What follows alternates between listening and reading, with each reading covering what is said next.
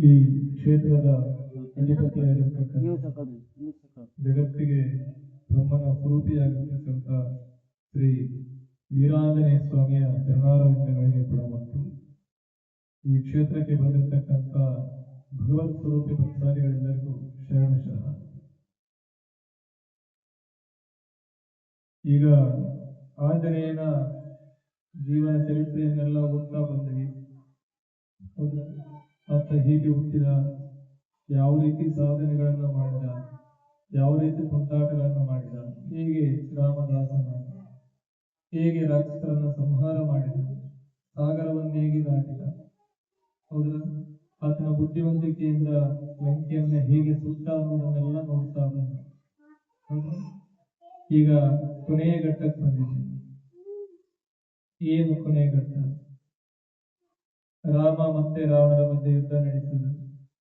ಯುದ್ಧ ನಡೆದಾದ ಮೇಲೆ ರಾವಣನ ಸಂಹಾರ ಆಗ್ತದೆ. ರಾವಣನ ಸಂಹಾರ ಆದಮೇಲೆ ಇನ್ನೇನು ಸೀತೆಯನ್ನ ಕರ್ಕೊಂಡು ಹೋಗಬೇಕು. ಹೌದು, ಸೀತೆಯನ್ನ ಸ್ವೀಕಾರ ಮಾಡಬೇಕು. ಯಾರು? ರಾಮ.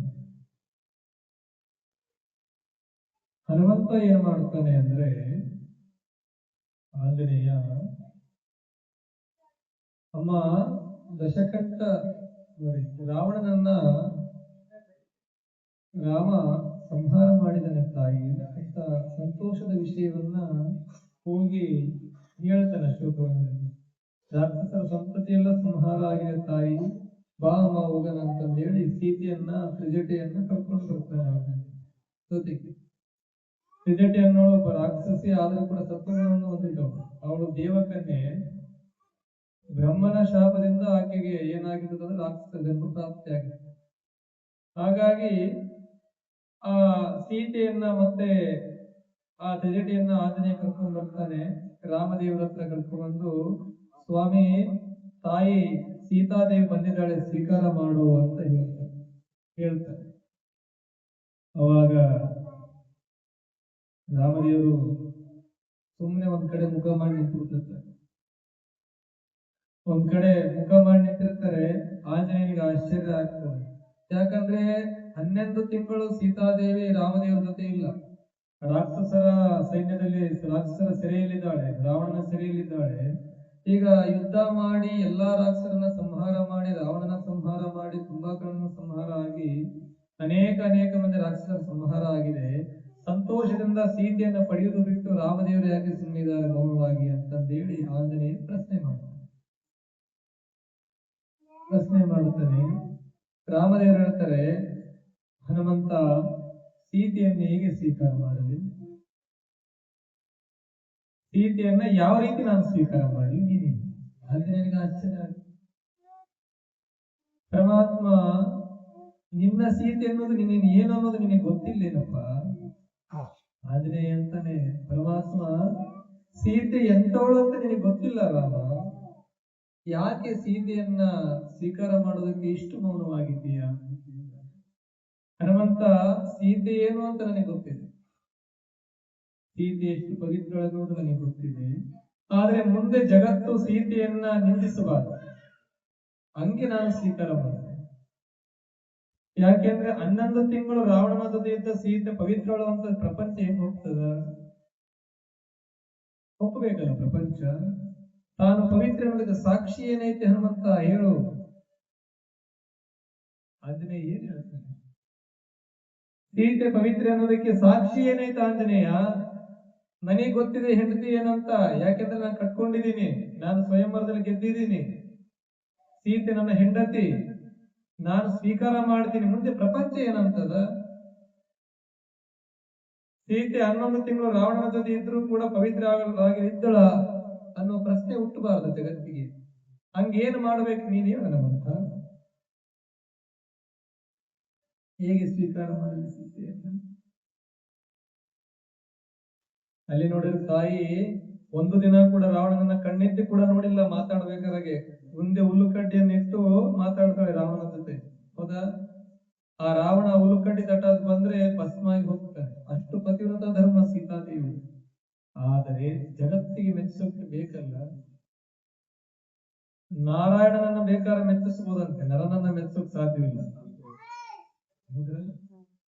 ಹಾಗಿರ್ಬೇಕಾದ್ರೆ ಹನುಮಂತ ಪರಮಾತ್ಮ ಏನು ಮಾಡಬೇಕು ಪ್ರಭು, ನೀವೇ ಹೇಳಿ. ನಾನು ನಿಮ್ಮ ದಾಸ, ಮಾತೆಯನ್ನ ಕರ್ಕೊಂಡು ಬಂದಿದ್ದೀನಿ ನಿಮ್ಮ ಹತ್ರ, ನೀವೀಗ ಏನ್ ಹೇಳ್ತಿರೋ ಮಾತೆಗೆ ಅದನ್ನ ನಾನು ಹೇಳ್ತೀನಿ ಅಂತ ಸೀತಾದೇವಿ ಕೊಡ್ತಾರೆ ಆ ತಾಯಿ. ಈ ಕಡೆ ಗಂಡ ಸಿಕ್ಕ ಅನ್ನೋ ಸಂತೋಷ, ಇನ್ನೊಂದು ಕಡೆ ತಾನು ತಿರಸ್ಕಾರ ಮಾಡ್ತಾ ಇದನ್ನಲ್ಲ ಅನ್ನೋ ಒಂದು ದುಃಖ. ಹೇಗೆ ಮಾಡಬೇಕು? ರಾಮ ಏನ್ ಹೇಳ್ತಾನೆ, ಹನುಮಂತ ಸೀತೆ ಪವಿತ್ರಳು ಅಂತ ನನಗೆ ಗೊತ್ತಿದೆ, ಆದ್ರೆ ನಾನು ಸ್ವೀಕಾರ ಮಾಡಬೇಕಂದ್ರೆ ನಾನು ರಾಜಾರಾಮ, ನಾನು ರಾಜಾರಾಮ, ಧರ್ಮರಾಮ, ನಾನು ಧರ್ಮಾಭಿಷ್ಟನಾಗಿರ್ತಕ್ಕಂಥವನು. ಹೌದಾ? ಪ್ರಜೆಗಳಿಗೆ ಸೀತೆ ಪವಿತ್ರ ಅಂತ ಗೊತ್ತಾಗಬೇಕಂದ್ರೆ ನೀನು ಕಟ್ಟಿಗೆಯ ಒಂದು ರಾಶಿಯನ್ನ ಮಾಡು.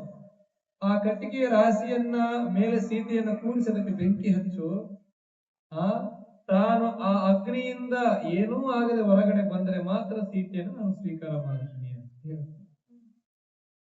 ಆಂಜನೇಯನಿಗೆ ಆಶ್ಚರ್ಯ ಆಗ್ತದೆ, ಅಳ್ತಾನೆ, ಇದೇನು ಪರೀಕ್ಷೆ ತಾಯಿ ಅಂತ. ಆ ಅಮ್ಮ ಹೇಳ್ತಾಳೆ, ಮಾತಾಯಿ ಪುತ್ರ, ರಾಮನ ಮಾತನ್ನ ತೆಗೆದಾಕಬೇಡ, ರಾಮನ ಮಾತಿಗೆ ಇಲ್ಲ ಅನ್ನಬೇಡ, ರಾಮನ ಮಾತಿಗೆ ಇಲ್ಲ ಅನ್ನಬೇಡ. ಆಯ್ತು, ನಾನು ನನ್ನ ಪತಿಯನ್ನೇ ದೈವರು, ನಾನು ರಾಮನನ್ನು ಬಿಟ್ಟು ಇನ್ಯಾರನ್ನ ನೋಡಿಲ್ಲ ಅನ್ನೋದು ಜಗತ್ತು ನೋಡಬೇಕು, ನನಗೂ ಕೂಡ ಅದು ಆಸೆ ಇದೆ, ಜಗತ್ತು ನಿಂದಿಸಬಾರದು ಮುಂದೆ ಒಂದು ದಿನ. ಆಯ್ತು, ನೀನು ಅಗ್ನಿಗೆ ವ್ಯವಸ್ಥೆ ಮಾಡು ಅಂತ ಹೇಳ್ತಾಳೆ ಸೀತಾದೇವಿ. ಇವತ್ತಿನ ಹೆಣ್ಮಕ್ಳಾಗಿದ್ರೆ ನೀನ್ ಯಾಕೆ ಬೇಕು ಡೈವರ್ಸ್ ಕೊಡ್ತು, ನಾನು ಸ್ವಲ್ಪ ಹೆಚ್ಚು ಕಡಿಮೆ ಏನು ಆಗಂಗಿಲ್ಲ. ಇವತ್ತಿನ ಕಾಲ ಏನಾರ ಮನ್ಯಾಗ ಗಂಡ ವಾಷಿಂಗ್ ಮಿಷಿನ್ ಫ್ರಿಡ್ಜ್ ತಂದ್ಕೊಟ್ಟಿಲ್ಲ ಅಂದ್ರೆ ನಾಳೆ ಡ್ರೈವರ್ಸ್ ಪೇಪರ್ ಬಂದು ಸೈನ್ ಮಾಡಿ ನನಗೆ ನೀನು ಡೈವರ್ಸ್ ಅದು ಹೋಗ್ಲತ್ತ. ಸಣ್ಣ ಸಣ್ಣ ವಿಚಾರ ಡೈವರ್ಸ್ ಕೊಟ್ಟಾರ, ಸೀರೆ ತಂದ್ಕೊಟ್ಟಲ್ಲ ಅಂತ ಎಷ್ಟೋ ಜನ ಡೈವರ್ಸ್ ಕೊಟ್ಟಾರ. ಹೌದಾ? ಬಂಗಾರ ಕೊಡಿಸಿಲ್ಲ ಅಂತ ಎಷ್ಟೋ ಜನ ಡೈವರ್ಸ್ ಕೊಟ್ಟಾರ. ಗಂಡ ಬರೀ ನನ್ನ ಹತ್ರ ಮಾತಾಡವಲ್ಲ ಅಂತ ಎಷ್ಟೋ ಜನ ಡೈವರ್ಸ್ ಕೊಟ್ಟಾರ. ಅದೇ ಇಲ್ಲ ಮಾತು. ಹೌದಾ? ಗಂಡ ನಾನು ಇಲ್ಲಿ ಹೊರಗಡೆ ಕರ್ಕೊಂಡು ಹೋಗೋಲ್ಲ, ಪಾರ್ಗೆ ಸುತ್ತಾರೆ ಯಾಕಂತ ಡೈವರ್ಸ್ ಕೊಟ್ಟಾರ. ಇಂಥ ಕಥೆಗಳನ್ನ ಕೇಳಿ ಯಾರು ಡೈವರ್ಸ್ ಕೊಡ್ತಿದ್ದಿಲ್ಲ, ಎಲ್ಲರೂ ಧಾರಾವಾಹಿಗಳನ್ನ ನೋಡಿ ಡೈವರ್ಸ್. ಇಂಥ ಕಥೆಗಳನ್ನ ಕೇಳಿದ್ರೆ ಅವ್ರ ಡೈವರ್ಸ್ ಕೊಡ್ತಿದ್ದಿಲ್ಲ, ಧಾರಾವಾಹಿಗಳನ್ನ ನೋಡಿ ಡೈವರ್ಸ್ ಕೊಡ್ತಾರೆ. ಅವರೆಲ್ಲ ಹೇಳ್ಕೊಡ್ತಾರೆ ಹೆಂಗ್ ಕೊಡ್ಬೇಕು ನಿಮ್ಗೆ, ಅವರ ಟೀಚರ್ಸ್ ಅವರ ನಿಮಗೆಲ್ಲ. ಅವ್ ಹೆಂಗ 6 ಗಂಟೆಯಿಂದ ರಾತ್ರಿ 10 ಗಂಟೆವರೆಗೂ ಗಂಡು ಕೂಲ್ ಮಾಡ್ತಾನಕ್ಕೆ ಅವ್ರು ಕೂಡ ಇರೋದಿಲ್ಲ. ಅವ್ರು ನೋಡ್ಕೊಂತ ಧಾರಾವಾಹಿ ನೋಡ್ಕೊಂತ ಎತ್ತಿರ್ತಾರೆ. ಆ ಕೈಯಾಗ ಅದು ಏನ್ ಹಚ್ಚಿತ್ತವ ಅನ್ನೋದು ಗೊತ್ತಿಲ್ಲ, ಯಾಕಂದ್ರೆ ಹಲ್ಲಿ ಪಲ್ಲಿ ಬಂದು ಅದನ್ನ ಹೆಚ್ಚು ವಿಷಯ ಕೊಡೋದವ್ರು. ಅದ್ರಾಗ ಗಂಡ ಬಂದ ಊಟಕ್ಕೆ ಇಟ್ಕೊಡ್ಬೇಕನ್ನಕ್ಕೆ ಅವ್ರು ಕೂಡ ಇರೋದಿಲ್ಲ. ಹೊಟ್ಟೆ ಇಟ್ಕೊಂಡು ಬಾರಿ ಅಂದ್ರೆ ತಡೀರಿ ಬಂದ್ ಇನ್ನೊಂದು ಇದೈತಿ, ಇನ್ನೊಂದು ಎಪಿಸೋಡ್ ಐತಿ ಬಂದ್ ತಡಿ. ಅವ್ ಏನೋ ಇನ್ನೊಂದ್ ಸ್ವಲ್ಪ ಹೆಚ್ಚು ಕಡಿಮೆ ಮಾತಾಡಿ ಗಡ ಇಟ್ಕೊಂಡು ಬಾರಿ ಅಂತ ಕರೆದು ಬಂದ್ರ ಅಲ್ಲೈತಿ ತಿನ್ನು, ಕೈ ಇಲ್ಲೇ ಹೌದಿಲ್ರಿ, ನಿನಗೆ ಕೈ ಬಿದ್ದಾವೇನು, ನಾನೇ ಇಟ್ಕೊಡ್ಬೇಕೇನು, ಹಗಲೆಲ್ಲ ಸಾಕಾಗೈತೆ ಮಾಡಿ ನನಗೆ ಕೆಲಸ. ಏನೋ ಸ್ವಲ್ಪ ಸಾಯಂಕಾಲ ನೋಡ್ತಾ ಇದೀನಿ, ಅದಕ್ಕೆ ಸ್ವಲ್ಪ ಆಗ್ತೀನಿ ನೋಡಿ ನೀವು ಎದಕ್ಕೆ ಮನೆಗೆ. ಅದಕ್ಕೆ ಮತ್ತೆ ಏನ್ ಮಾಡ್ತಾವ ಕೂಡುದು ರಾತ್ರಿ 10 ಗಂಟೆ ಮನೆಗೆ. ಜೀವನ ಅರ್ಥ ಮಾಡ್ಕೋಬೇಕು, ಸ್ವಲ್ಪ ಇಂಥವ್ ಕೇಳ್ರಿ. ನೋಡ್ರಿ, 1 ವರ್ಷ 1 ತಿಂಗಳಿಗೆ ಕಡಿಮೆ ಅಷ್ಟೇ, 11 ತಿಂಗಳು ಸೀತೆಯನ್ನು ರಾಮ ನೋಡಿಲ್ಲ. ರಾಕ್ಷಸರ ಸೆರೆಮನೆ ಇದ್ದಾಳೆ ಆ ತಾಯಿ. ರಾಮದೇವರನ್ನು ಬಿಟ್ರೆ ಮನದೊಳಗಡೆ ಯಾರನ್ನೂ ಕೂಡ ಆ ತಾಯಿ ನೋಡಿಲ್ಲ, ಕಣ್ಣೆತ್ತಿ ಕೂಡ. ಅಂತವಳಿ ಎಂತ ಪರೀಕ್ಷೆ ಬಂದಿದೆ ತಮ್ಮ ತಾಯಿಗೆ. ನೋಡಿ, ನೀನು ಅಗ್ನಿ ಪ್ರವೇಶ ಮಾಡಬೇಕಂದ್ರೂ ಕೂಡ ಸಂತೋಷವಾಗಿ ನಾನು ರಾಮದೇವರನ್ನ ಬಿಟ್ರೆ ಬೇರೆ ಯಾರನ್ನೂ ಕೂಡ ಕಣ್ಣೆತ್ತು ಕೂಡ ನೋಡಿಲ್ಲ ಅನ್ನೋದು ನನ್ನ ಆತ್ಮ ಸಾಕ್ಷಿಯಾಗಿ ಸತ್ಯವಾಗಿದ್ರೆ ಅಗ್ನಿ ನನ್ನ ಸುಡಬಾರದು ಅಂತಂದೇಳಿ ಸೀತಾಮಾತೆ ಅಗ್ನಿಗೆ ಪ್ರವೇಶ ಸಿದ್ಧ ಆಗ್ತಾಳೆ. ತ್ರಿಜಟಿ ಏನು ಮಾಡಿರ್ತಾಳೆ ಅಂದ್ರೆ, ಆ ಸೀತಾದೇವಿಗೆ ಹೂ ಕೊಟ್ಟಿರ್ತಾಳೆ, ಪಾರಿಜಾತ ಪುಷ್ಪಗಳನ್ನು ಕೊಟ್ಟಿರ್ತಾಳೆ, ಮಾಲೆ ಮಾಡಿ, ಅಮ್ಮ ಹುಡುಕೋ ಇವನ್ನ ಅಂತಂದ್ರೆ. ಇವತ್ತು ನಿನ್ನ ಗಂಡನನ್ನ ನೋಡಕ್ ಹೋಗ್ತಾ ಇದೀಯಾ, ರಾವಣ ಸಂಹಾರ ಆಗಿದೆ, ಈ ಹೂವನ್ನ ಹುಡುಕು ಅಂತಂದೇಳಿ ಪಾರಿಜಾತ ಪುಷ್ಪ ಇರ್ತದಲ್ಲ, ಆ ಪಾರಿಜಾತ ಪುಷ್ಪವನ್ನ ನಮ್ಮ ಮಠದಲ್ಲಿ ಹಾಕಿದೀವಿ ನಾವು. ಅದನ್ನ ನಿಮ್ಗೆಲ್ಲ ಗೊತ್ತಿರ್ತದ. ಅದನ್ನ ಮಾಲೆ ಅದನ್ನ ಹೂ ಕಟ್ಟಿ ಕೊಟ್ಟಿರ್ತಾಳೆ, ಅದನ್ನ ಸೀತೆ ಮುಡಿದಿರ್ತಾಳೆ ಆ ತಾಯಿ. ಅಗ್ನಿ ಪ್ರವೇಶವನ್ನ ಮಹಾತಾಯಿ ಮಾಡ್ತಾಳೆ, ಪತಿಗೆ ಶರಣಾಗಿ ಪಾದ ಕೂಡ ಕೊಡಲ್ಲ ರಾಮದೇವರು. ಕೇಳ್ರಿ, ನೀನು ಅಗ್ನಿಯನ್ನು ಪ್ರವೇಶ ಮಾಡಿ ಬರುವವರೆಗೂ ನನ್ನ ಸ್ಪರ್ಶ ಕೂಡ ಮಾಡಂಗಿಲ್ಲ ನೀನು. ಪಾದ ಹಿಡ್ಕೊಳಕ್ ಹೋದ್ರೆ ಪಾದ ಕೂಡ ಕೊಡೋದಿಲ್ಲ. ನೀನು ಮೊದಲು ಅಗ್ನಿ ಪ್ರವೇಶ ಮಾಡು. ನೀನು ಸತ್ಯವಂತೆ, ನೀನು ನಿಷ್ಠೆವಂತೆ ಆಗಿದ್ದರೆ ನಿನ್ನ ಮನಸ್ಸಿನಲ್ಲಿ ನೀನು ನಿಷ್ಕಲ್ಮಶವನ್ನು ತುಂಬಿಕೊಂಡು ಏಕಪತ್ನಿ ಪತಿವ್ರತ ಧರ್ಮವನ್ನು ನೀನು ಅನುಸರಿಸಿದ್ರೆ ನೀನು ಸತ್ಯವಾಗಿ ಬರಬೇಕು. ಅವಾಗಲೇ ನಾನು ನಿನ್ನ ಸ್ಪರ್ಶ ಮಾಡೋದು. ಆ ಸೀತಾದೇವಿ ಏನ್ ಮಾಡ್ತಾಳಂದ್ರೆ ರಾಮದೇವ್ರ ನೆರಳಿರ್ತದಲ್ಲ ಈ ಕಡೆ, ಆ ನೆರಳಿಗೆ ನಮಸ್ಕಾರ ಮಾಡ್ತಾಳೆ. ರಾಮದೇವ್ರ ನೆರಳಿರ್ತದಲ್ಲ, ಆ ನೆರಳಿಗೆ ನಮಸ್ಕಾರ ಮಾಡಿ ಆತ ತುಳಿದಿರ್ತಕ್ಕಂಥ ಮಣ್ಣನ್ನ ತಾನು ಬೊಟ್ಟನ್ನಾಗಿಟ್ಟುಕೊಂಡು, ಹನುಮಂತ ಚಿಂತಿಸಬೇಡ ಪುತ್ರ, ನಾನು ನಿನ್ನ ತಾಯಿ ರಾಮದೇವರಿಗೆ ಇದ್ದಿರ್ತಕ್ಕಂಥದ್ದು, ನಾನು ಜನಕನ ಪುತ್ರಿಯಾಗಿದ್ದರೆ ನಾನು ಸತ್ಯವಾಗಿ ಬರಲಿ ಅಂತಂದೇಳಿ ಆ ಅಗ್ನಿ ಪ್ರವೇಶವನ್ನು ಮಾಡ್ತಾಳೆ. ಹನುಮಂತ ಅಗ್ನಿ ಹಚ್ತಾರೆ ಎಲ್ಲರೂ ಸೇರಿ. ಆ ಅಗ್ನಿ ದಗ ದಗ ದಗ ದಗ ಉರಿತದ, ದಗ ದಗ ದಗನೆ ಉರಿತದ. ಸೀತಾದೇವಿ ರಾಮ ರಾಮ ರಾಮ ರಾಮ ರಾಮ ಅಂತಾನೆ ಕುಂತಿರ್ತಾಳೆ ಕಣ್ಣು ಮುಚ್ಕೊಂಡು. ಆ ಅಗ್ನಿ ಎಲ್ಲ ಸುಟ್ಟು ಭಸ್ಮ ಆದ ಕೂಡ ಸೀತಾದೇವಿ ಹಂಗೆ ಸತ್ಯವಾದ ಮಾತು. ಅದಕ್ಕೆ ಪರಮಾತ್ಮನೇ ಸಾಕ್ಷಿ ಹೇಳಿದ, ನನ್ನ ಸಾಕ್ಷಿಗಿನ ಭಗವಂತನೇ ಸಾಕ್ಷಿ ಹೇಳಿದ. ಹೌದಾ? ಆ ಇಡೀ ಅಗ್ನಿಯ ರಾಶಿಯ ಸುತ್ತಲೂ ಕೂಡ ಸೀತಾದೇವಿ ಹಾಗೆಯೇ ಕೂತಿರ್ತಾಳೆ. ಆ ತಾಯಿ ಸೀರೆ ಎಲ್ಲ ಮುಡಿದಿರ್ತಾಳಲ್ಲ ಹೂವ, ಆ ಹೂ ಕೂಡ ಬಾಡಿರೋದಿಲ್ಲ. ಮುಡಿದಿರ್ತಕ್ಕಂಥ ಹೂ ಕೂಡ ಬಾಡಿರೋದಿಲ್ಲಂತೆ. ಬರೀ ನೀವು ಅಗ್ನಿ ಜಳಕ್ ಹೂ ಹಿಡಿದ್ರೆ ಕಮರಿ ಬಿಡ್ತಾವ. ಹೌದಾ? ಅಂದ್ರೆ ಎಷ್ಟು ಪತಿವ್ರತ ಧರ್ಮ ಇತ್ತು ಸೀತೆಯಲ್ಲಿ ಅನ್ನೋದಕ್ಕೆ ಅದು ಸತ್ಯ ಸಾಕ್ಷಿ. ಆಗ ಸೀತಾದೇವಿ ಮೊದಲಿಗಿನ್ನ ತೇಜಸ್ಸಾಗಿ ಹೊರಗಡೆ ಬರ್ತಾರೆ.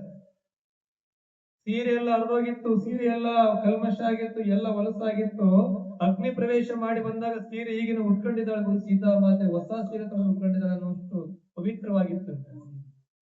ಕೊನೆಗೆ ಅಗ್ನಿದೇವನೇ ಬಂದು ಪಾದ ಮುಟ್ಟಿ ನಮಸ್ಕಾರ ಮಾಡಿದಂತೆ, ತಾಯಿ ನಿನ್ನ ಪತಿವ್ರತ ಧರ್ಮದ ಮುಂದೆ ನನ್ನ ಅಗ್ನಿ ಕೂಡ ಏನು ಮಾಡಕ್ಕಾಗಿಲ್ಲ ಇವ ಅಂತ ನಮಸ್ಕಾರ ಮಾಡಿದ್ದೀನಿ. ನಿನ್ನ ಪತಿವ್ರತ ಧರ್ಮದ ಮುಂದೆ ನನ್ನ ಅಗ್ನಿ ಕೂಡ ಏನು ಮಾಡಕ್ಕಾಗಲಿಲ್ಲವ ಅಂತ ನಮಸ್ಕಾರ ಮಾಡಿದಂತೆ. ಅವಾಗ ರಾಮದೇವರು ಹೇಳಿದಂತೆ, ಇನ್ನಂತ ಸ್ತ್ರೀಯನ್ನ ಜಗತ್ತು ಪಡೆಯಬೇಕಂತ, ಇನ್ನಂತ ಹೆಂಡತಿನ ಜಗತ್ತಿನಲ್ಲಿ ಪ್ರತಿಯೊಬ್ಬರು ಕೂಡ ಪಡೆಯಬೇಕು. ಜಗತ್ತಿಗೆ ನೀನು ಎಂತವಳಂತ ಇವತ್ತು ತೋರಿಸಿದ್ದೀಯಾ, ಈಗ ನಾನು ನಿಶ್ಚಿಂತೆಯಿಂದ ಸ್ವೀಕಾರ ಮಾಡ್ತೇನೆ ಹನುಮಂತ ಅಂತ ಹನುಮಂತನಿಗೆ ಹೇಳಿದಂತೆ. ಅವಾಗ ರಾಮ ಸೀತೆ ಇಬ್ಬರು ಕೂಡ ಭೇಟಿ ಆಗ್ತಾರೆ. ಆಗ ರಾಮದೇವರು ಸೀತೆ ಕೈ ಹಿಡಿದುಕೊಂಡು ಬಾ ಅಂತ ಕಳಿಸ್ತಾರೆ. ಅಗ್ನಿ ಪ್ರವೇಶ ಆಗಿದೆ. ಇವನ್ನ ರಂಗದರೆ ಎಲ್ಲ ಬಸ್ ಫ್ರೀ ಬಂದ್ಬಿಟ್ಟಾವ, ನಿಮ್ಗೆ ತಗೊಂಡು ನಾನೇನ್ ಮಾಡ್ಲಿ ಬಿಡ ಅಂತಂದೇಳಿ ಆಧಾರ್ ಕಾರ್ಡ್ ತುಂಬಿಕೊಳ್ಳ.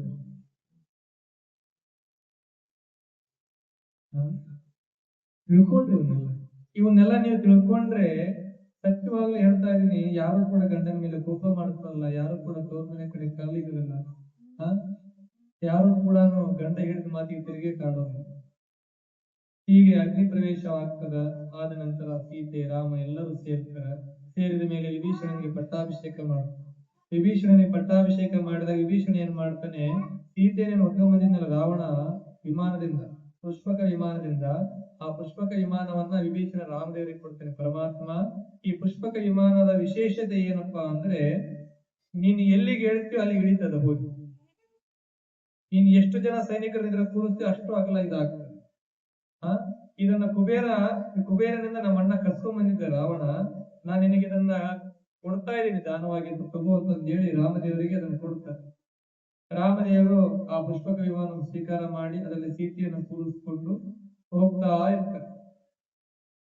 ಹೋಗ್ಬೇಕಾದ್ರೆ ಏನಾಗ್ತದ, ಋಷಿಗಳ ಕುಟೀರವನ್ನ ಅವರು ಭೇಟಿಯಾಗಿರ್ತಕ್ಕಂಥ ಸ್ಥಳಗಳನ್ನೆಲ್ಲ ನೋಡ್ತಾ ನೋಡ್ತಾ ನೋಡ್ತಾ ಹೋಗ್ತಾರೆ.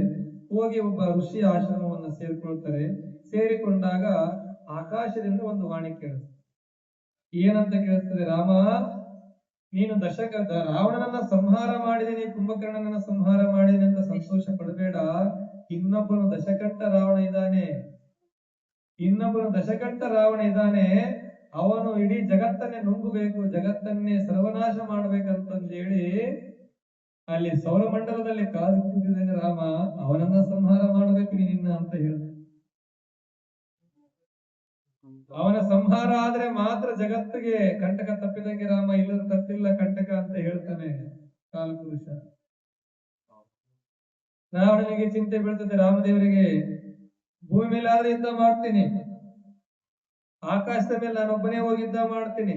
ದಶಕಂಠ ರಾವಣ ಸಹಸ್ರಾರು ಸೈನ್ಯವನ್ನು ಹೊಂದಿದ್ದಾನೆ, ಈ ಸೈನಿಕರನ್ನೆಲ್ಲ ಕರ್ಕೊಂಡು ಹೋಗ್ಬೇಕು, ಹೆಂಗ್ ಕರ್ಕೊಂಡು ಹೋಗ್ಬೇಕು ಇವ್ರನ್ನೆಲ್ಲ, ಸೌರಮಂಡಲಕ್ಕೆ ಹೆಂಗ್ ಕರ್ಕೊಂಡು ಹೋಗ್ಬೇಕು ಇವ್ರನ್ನೆಲ್ಲ.